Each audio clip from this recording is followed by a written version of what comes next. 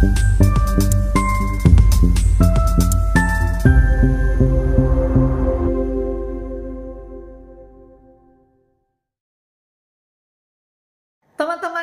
shalom. Puji Tuhan, karena Tuhan selalu memberikan kita kesempatan untuk kita bisa belajar dan memperhatikan dunia di sekitar kita. Berikut ini kita akan menyaksikan sebuah video tentang pernyataan Bapak Ustadz Ahmad Khodzim yang menyatakan bahwa Islam diramalkan akan berakhir, akan hilang dari dunia ini. Seperti apa cerita yang sesungguhnya? Mari saksikan video ini dan semoga memberikan pencerahan ya. Di sini harus sadar sebagai bangsa Indonesia ya bahwa kemungkinan perang dunia ketiga itu tetap ada. Ya, kalau tanda-tandanya muncul Pak Khodzim ya. Ya selalu muncul. Iya. Makanya tadi saya katakan kecuali terus sadar, sudahlah kita kumpul aja bareng-bareng. Maksudnya para petinggi negara di dunia itu ya kumpul bareng-bareng. Kesadaran kolektif untuk rukun demi kedamaian dunia gitu ya Pak Khodzim ya. Kalau terus kita ditanya, apakah mungkin ada kemungkinan orang terus terjadi kumpul para petinggi negara yang adikuasa itu, kalau mungkin saja, mungkin, apalagi kita rajin baca Cokro-Manggilingan, ya. Kalau terjadi Cokro-Manggilingan itu selalu dikatakan, gimana itu, suatu hari kan akan datang Ratu Adil, gitu kan, maksudnya ratu yang bisa menata seluruh dunia tanpa pawang perang gitu lagi. Ya. Kelasnya pawang gitu ya, pawang antara negara satu dengan negara-negara yang lainnya gitu ya. Ya, kecuali muncul itu kan kan. Dan itu mungkin terjadi. Mungkin. Ya, mungkin. Jadi dunia itu istilahnya tidak ada yang tidak mungkin. Mungkin nggak itu dari Indonesia Pak Khodzim, dari Nusantara. Loh, kalau saya kan banyak penulis buku yang berkaitan dengan Jawa. Malah 100% mungkin. Oke. Jadi di situ. Masih lama nggak prediksinya Pak Khodzim? Lah, kalau menurut catatan-catatan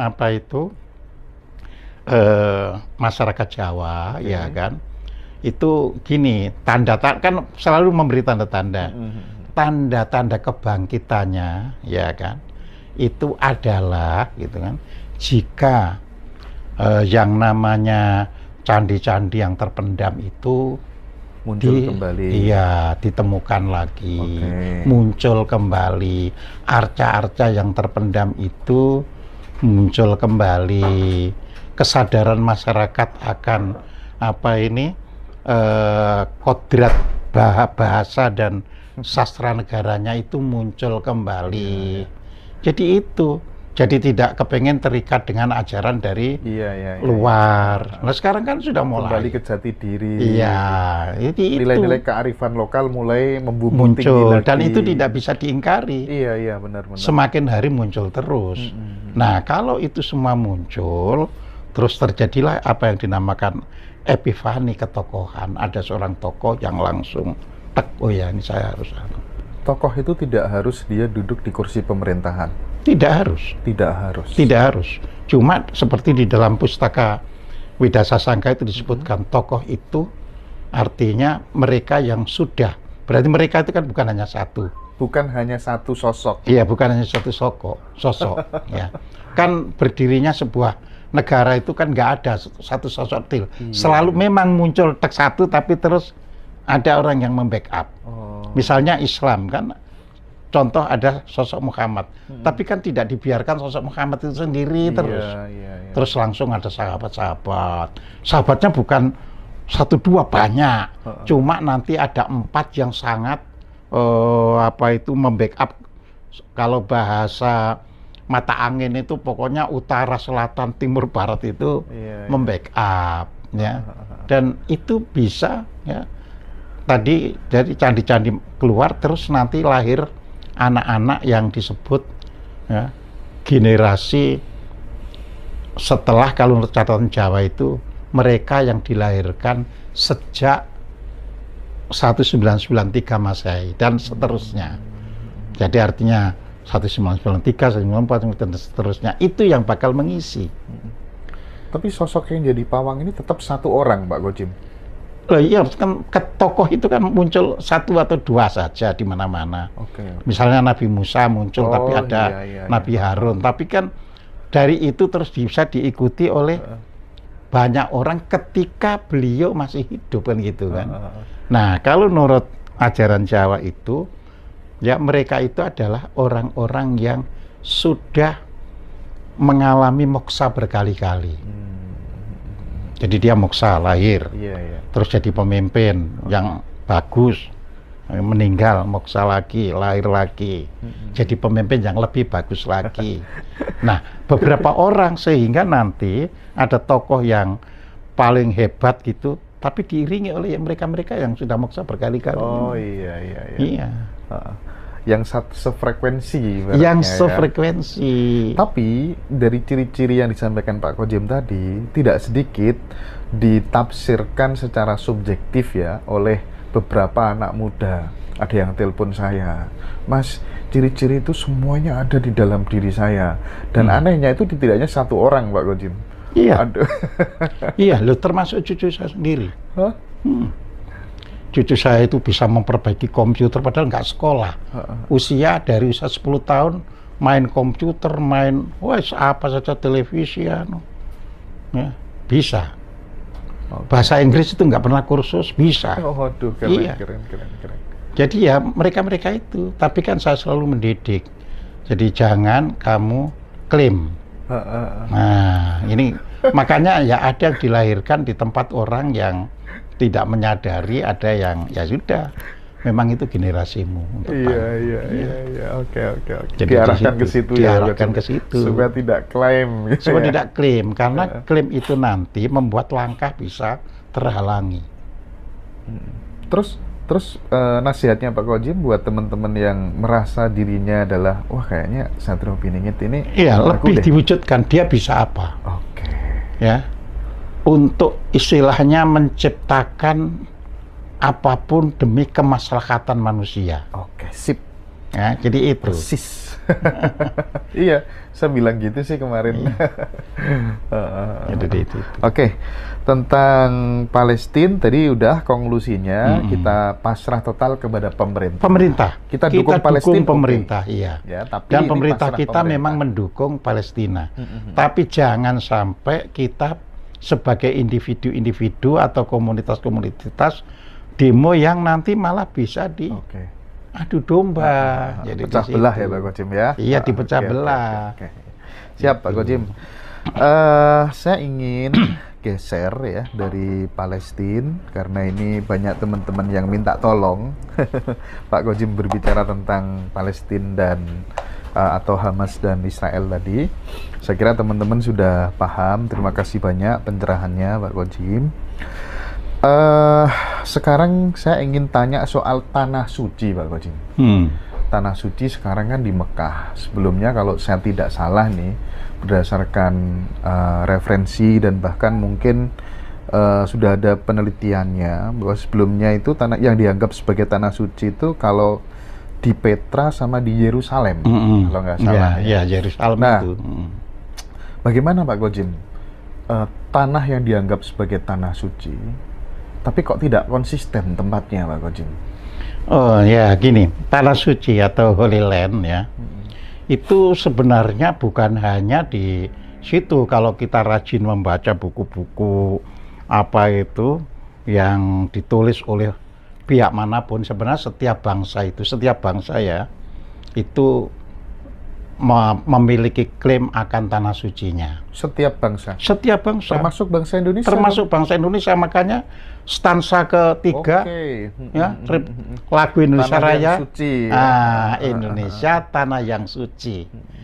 Tetapi pengakuan itu kan membawa konsekuensi. Kadang-kadang kita masih takut, ya, karena takut sudah yang stansa satu aja, ya. Tapi boleh jadi nanti ya kan, karena kita sudah merasa mapan, sudah stansa 1, 2 dibuang. Kita menyanyi lagu Indonesia Raya yang stansa 3. Ini kan soal kesadaran aja sebenarnya. Iya, soal kesadaran.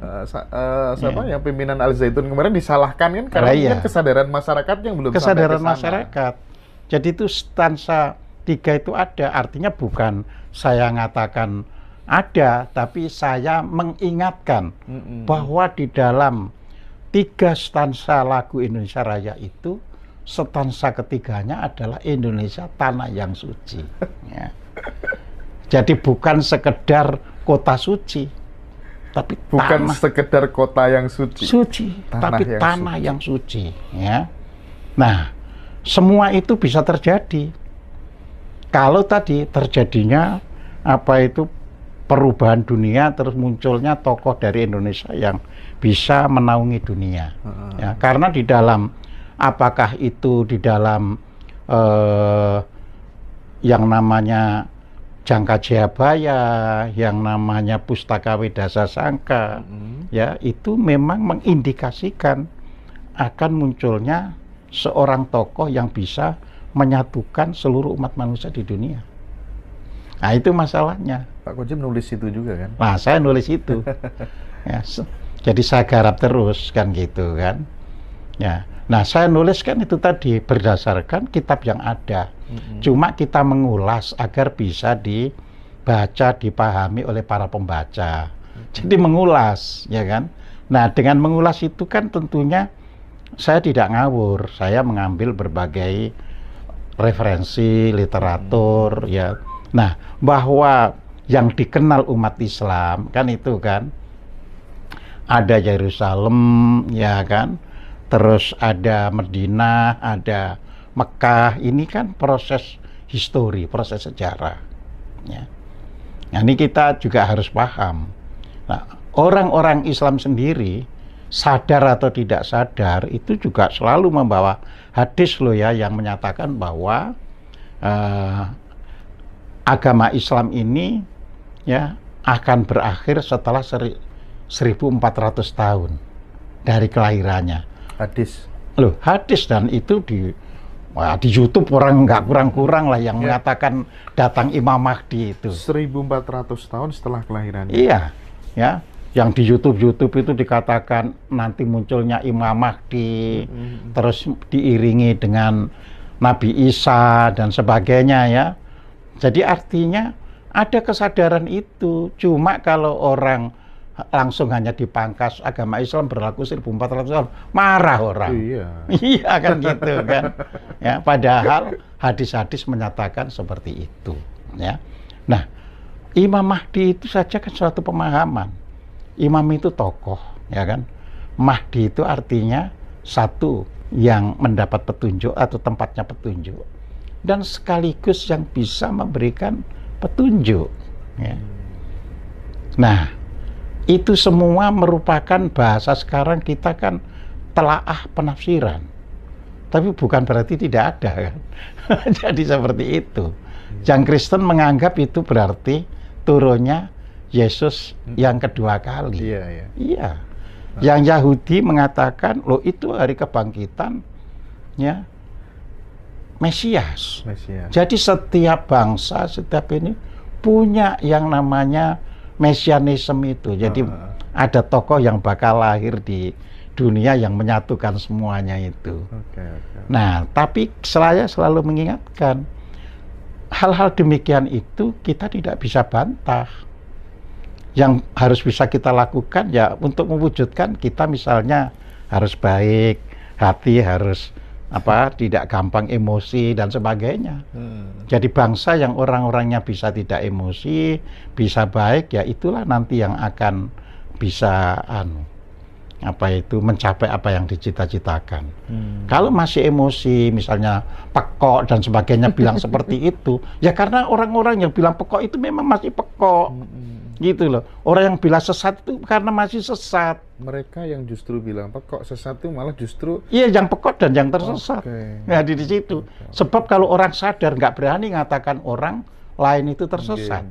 Ya, Al-Qur'an itu sendiri mengatakan tidak ada yang tahu ya orang yang sesat itu kecuali Tuhanmu. Hanya Allah yang tahu siapa yang tersesat jalannya itu. Lah berarti kalau ada orang berani mengatakan orang sesat karena dia masih sesat, ya. Itu seperti itu. Ya. Oke. Sama dengan orang yang biasa berdusta. Saya selalu mengatakan nggak mungkin lah dia nggak berdusta, karena dia biasa berdusta. Orang yang biasa korupsi misalnya menyatakan, nggak mungkin lah manusia di dunia ini nggak korupsi. Titik banyak mesti korupsi. Padahal ada orang yang tidak pernah korupsi sama sekali. Bahkan isinya memberi terus. Nah, jadi seperti itu. Nah, ketika kemudian dari Petra geser ke Yerusalem, ke Mekah, itu karena faktor apa Pak Bajim? Perang kah? Enggak. Jadi faktor-faktor itu adalah mula-mula muncul, ya, kalau kita pelajari semua dasar agama ya. Mula-mula muncul karena pada satu masa di satu tempat. Jadi pada satu masa di satu tempat ya. Itu ada yang tidak lagi klop antara apa yang diajarkan dengan apa yang ada di dalam masyarakat. Nah, misalkan Nabi Muhammad menyadari hal itu. Makanya dia pergi sendiri ke goa untuk melakukan takhannuts. Ya, takhannuts itu melakukan perenungan kalau dalam bahasa kita sekarang itu. Kontemplasi. Ya, kontemplasi ya. Nah, dari situ lahir pemikiran. Dari situ terjadi cun. Cun itu frekuensi dirinya cocok dengan kesemestaan. Yang dalam agama Islam berarti cun dengan Gusti Allah. Jadi di sini kita tidak boleh terpaku hanya saat ini. Terserah yang namai. Kalau orang Buddha menamakan dirinya tercerahkan. Nah, seperti itu. Jadi suatu hari pasti ya. Ketika itu berarti terus makanya Nabi Muhammad sendiri bilang pada mulanya kan masih selalu menghadap ke Yerusalem ya, tapi setelah hijrah itu ya ada histori rakyat atau penduduk asli di wilayah Madinah itu menganggap buat apa kita mendukung Muhammad, toh dia masih lebih mendukung ya bangsa sana, bukan bangsa sini. Nah, dari situlah akhirnya Nabi Muhammad ke Mekah, kan gitu kan, wilayah selatan ya. Dari situlah orang-orang itu mendukung Nabi. Jadi ingat loh ya, yang mendukung Nabi itu bukan karena sudah Islam, tapi karena Nabi sudah merasa dianggap sama dengan mereka. Jadi ketika di Madinah itu ya, pada mulanya orang Yahudi, orang Nasrani, orang penyembah berhala dan sebagainya itu akur ya, akur untuk berbaiat bahwa Muhammadlah yang memimpin di Madinah itu. Nah, jadi itu. Nah, kalau sekarang kan seolah-olah maksud sih ada orang itu lah. Makanya di Al-Quran ada kafir dhimmi. Ya, itu kan kafir dhimmi itu kan artinya orang yang belum masuk agama Islam tapi dia taat untuk mengikuti perintah dalam kepemimpinan Islam. Jadi seperti itu. Ya. Nah, sekarang gini Pak Gojem, misal kita Muslim Indonesia nih, uangnya banyak, mampu kita untuk berangkat haji gitu ya. Tapi karena ada pertimbangan, waduh, kasihan ya, daripada tak setorkan ke bangsa lain, mending tak bagi-bagi ke bangsaku sendiri, orang yang nggak mampu dan lain sebagainya. Secara hakikat, secara pandangan tasawuf, berdosa nggak orang itu? Ya, jadi gini, karena kita beragama ya, itu tidak bisa lepas dari ikatan ya, ikatan sosial dalam bentuk formalitas ya. Jadi kalau yang pertama misalnya orang Islam berhaji yang pertama ya, itu bisa langsung dijalankan karena untuk ikatan sosial. Tapi untuk berikutnya kalau punya uang ya, meskipun ada sponsor misalnya travel hadis, travel umroh dan sebagainya, sudah nggak goyah ya. Kita harus tahu loh ya, mertua saya ya keturunan Arab yang juga sekolahnya itu setelah mondok pesantren sampai umur 20 di Lirboyo Kediri ya, itu 6 tahun itu kuliahnya itu di Arab Saudi, di Mekah ya. Beliau mengatakan ya, beliau karena setelah saya jadi menantunya ya, mengatakan, abah dulu nak, naik haji itu justru ketika kuliah itu. Setelah itu tunai, artinya uang seberapa besar pun tidak perlu digunakan untuk haji lagi. Ya, itu harus untuk amaliyah. Nah, jadi situ. Ini yang orang Arab, yang Islam, yang seperti itu. Ya. Lah malah orang kita yang malah ini, ya, malah berlebihan. Itu padahal orang Arab. Loh iya, keturunan Arab. Mertua ya. Mertua. Jadi mertua saya dulu itu keturunan Arab dari Lamongan. Dari tempat sampean. Iya. Iya. Iya. Terus saya kembali ya. Terus akhirnya dapat istri sesamanya itu golongan Arab di Bangil. Karena terus wafat, ya kan, menikah lagi itu ke Surabaya, punya anak, akhirnya ketemu saya kan gitu. Nah, sejarah haji sendiri itu sebenarnya ada nuansa politisnya nggak menurut Pak Gojim ya? Karena agama dengan politik itu kan terkadang gampang sekali melakukan perselingkuhan gitu ya. Ya semula itu ya untuk istilahnya kesatuan umat semula. Ya kan politik itu bisa memanfaatkan agama. Jadi kita tidak balik agama memanfaatkan politik. Ya. Jadi semula ya kalau saya ini kan belajar agama lewat pesantren segala, ya kan. Orang yang tidak mengenal saya misalnya mendengarkan itu kalau dikomentarkan saya seperti nggak ngerti agama Islam. Iya, padahal saya dari pesantren, ya kan. Saya sendiri sekarang itu penulis tafsir Al-Quran. Ya, ini mohon didengar ini oleh para pendengaran itu. Jadi bisa dicari di toko-toko tafsir Al-Quran yang saya tulis, ya. Dan sampai hari ini setiap minggu juga ngajar tafsir Al-Quran.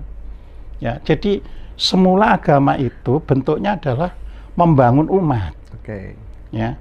Tetapi dalam perjalanannya selalu ada politik yang memanfaatkan umat. Jadi kalau haji misalnya asal hanya sekedar memenuhi ajaran agama ya sekali selesai. Ya. Tidak ada 2 kali, dan saya pun sudah diajarkan dulu kalau orang belum bisa haji, umroh dulu masih dituntut haji kan gitu kan.